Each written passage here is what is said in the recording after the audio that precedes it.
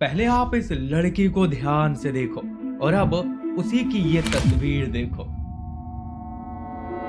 ये है वो सीसीटीवी फुटेज जो कि उसका लास्ट मोमेंट कैप्चर हुआ, जिसके कुछ देर बाद ही उस लड़की के साथ ब्रूटल रेप और उसका मर्डर कर दिया जाता है, जहां पे कैंची का इस्तेमाल करने के साथ उसके प्राइवेट पार्ट में तेजाब डाला जाता है। इतना ही नहीं, उसके चेहरे को एक तरफ से तेजाब से जला करके कैंची की मदद से पिज्जे की स्लाइस की तरह काट लिया जाता है। और तब भी उसका मन नहीं भरता तो उसके सिर के अंदर भी तेजाब भर दिया जाता है, जो कि उस समय वो जीवित थी। जी हाँ, मैं बात कर रहा हूँ मर्डर ऑफ क्रिस्टीन सिल्वान की। लेकिन ये सब उसके साथ क्यों हुआ, किसने किया, ये जानने के लिए हमें सिल्वान की पूरी लाइफ को समझना होगा। क्योंकि मेरा नाम है सुमित और आप देख रहे हैं crime diaries. Christine Salwan Philippine के लापू लापू सिटी में रहती थी। वो अपनी माँ और अपने भाई बहनों के साथ रहा करती थी, जहाँ पे उसका परिवार गरीब जरूर था लेकिन वो खुश थे। उसकी माँ ने अपने पति से 13 साल पहले ही तलाक ले लिया था और क्रिस्टीन अपने छोटे भाई बहनों का बहुत ख्याल रखती थी। क्रिस्टीन एक बहुत ही मेहनती और जिम्मेदार लड़की थी। उसकी माँ ने बड़ी मेहनत से पैसे बचा बचा कर उसे एक फोन दिलाया था और उस फोन से क्रिस्टीन ने फेसबुक चलाना शुरू कर दिया था। क्रिस्टीन बहुत ही साधारण और धार्मिक स्वभाव की लड़की थी। वो अपने पास के ही एक चर्च में सीक्रेट हार्ट पेरिस में जाया करती थी और वो अपनी माँ के साथ कामकाज में हाथ भी बटाती और पढ़ाई में ध्यान भी लगाती थी। क्रिस्टीन की जिंदगी में एक नया मोड़ तब आता है जब उसे फेसबुक पर एक लड़के का फ्रेंड रिक्वेस्ट आता है। उस लड़के का नाम जॉन था। दोनों में बातें शुरू हुई और धीरे धीरे उनकी दोस्ती गहरी होती चली गई। क्रिस्टीन ने जॉन के साथ बात करते हुए 1 साल बिता दिया था। दोनों ने कई बार मिलने की कोशिश की थी लेकिन किसी न किसी वजह से मिल नहीं पाए थे। फिर आखिरकार उन्होंने मिलने का आखिरी फैसला कर ही लिया, जो कि 10 मार्च 2019 का दिन था जब क्रिस्टीन चर्च में जॉन से मिलने के लिए गई।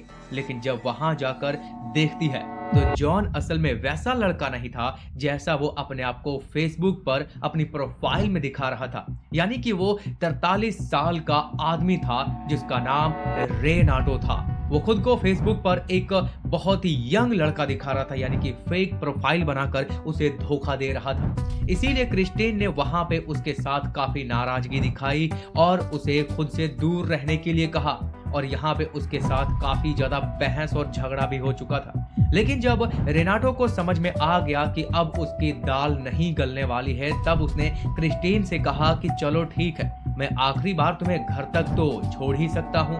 इस बात को लेकर क्रिस्टीन मान गई और साथ जाने लगी और यही उसकी सबसे बड़ी और भयानक गलती साबित हुई, क्योंकि जब वो दोनों सुनसान रास्ते से गुजर रहे थे तभी उसने क्रिस्टीन पर हमला कर दिया और उसका बलात्कार करना शुरू किया। इस दौरान उसे बुरी तरीके से उसने मारा। रेनाटो ने क्रिस्टीन के चेहरे पर तेजाब डाला जिससे उसका आधा चेहरा बुरी तरह से जल गया और कैंची की मदद से स्लाइस की तरह उसके आधे चेहरे की चमड़ी को भी निकाल लिया। क्रिस्टीन के प्राइवेट पार्ट में तेजाब डालने के साथ कैंची का बार बार इस्तेमाल किया गया जिससे वो दर्द से बेइंतहा तड़पती रही और फिर आखिरी में उसके सर को फाड़ के उसमें भी तेजाब भर दिया गया जिससे उसकी दर्दनाक मौत हो गई। 11 मार्च 2019 की सुबह सुबह एक राहगीर खाली प्लॉट से गुजर रहा था। उसने ही क्रिस्टीन को सबसे पहले उस बुरी हालात में उसे देखा, जिसे देखकर उसकी हालत खराब हो गई।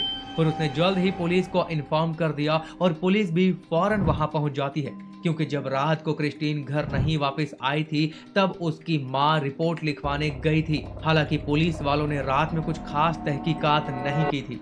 खैर, पुलिस वालों ने वहां पहुंचकर बॉडी को जब्त किया और सारी कार्रवाई शुरू कर दी। लेकिन महीनों बीत गए, उस अपराधी तक नहीं पहुंचा जा सका, कोई सुराग सबूत नहीं मिल पाया। एक बार उन्होंने एक ऐसे व्यक्ति को पकड़ लिया था जिसका कोई दोष था ही नहीं, क्योंकि वहां की पब्लिक का और सरकार का बहुत दबाव बन चुका था। खैर, इसके बाद ये सीसीटीवी फुटेज सामने आया जहां पे क्रिस्टीन की पहचान की गई। हालांकि चेहरा नहीं दिखाई दे रहा था लेकिन उसकी मां ने पहचान कर लिया था। लेकिन इसका भी कुछ खास फायदा नहीं हुआ क्योंकि साथ में चल रहे उस शख्स की पहचान नहीं हो पाई। और आखिरकार फिर 9 अप्रैल 2019 को पुलिस के सामने रेनाटो ने खुद आकर के कबूलनामा किया कि उसी ने क्रिस्टीन की इस तरह से हत्या की थी ताकि किसी निर्दोष को उसकी किए की सजा ना मिल जाए, ऐसा उसने खुद कहा था। और यहीं पर एक और सवाल खड़ा हुआ कि जो इंसान इतना क्रूर हो सकता है वो भला अपनी किए की सजा किसी और को पाता देख कैसे पुलिस के सामने खुद को सरेंडर कर सकता है। लेकिन यह केस हमेशा के लिए तब उलझ कर रह जाता है जब वो जेल में खुदकुशी कर लेता है और इसके पीछे का असल अपराधी कभी सामने आ ही नहीं पाता, जो कि ये केस इस तरीके से क्लोज हो जाता है। बाकी आप क्या कहना चाहेंगे इसके बारे में, प्लीज अपनी फीडबैक में राय जरूर दें। मेरा नाम है सुमित, फिर से मुलाकात होगी आप सभी के साथ अगले एपिसोड में।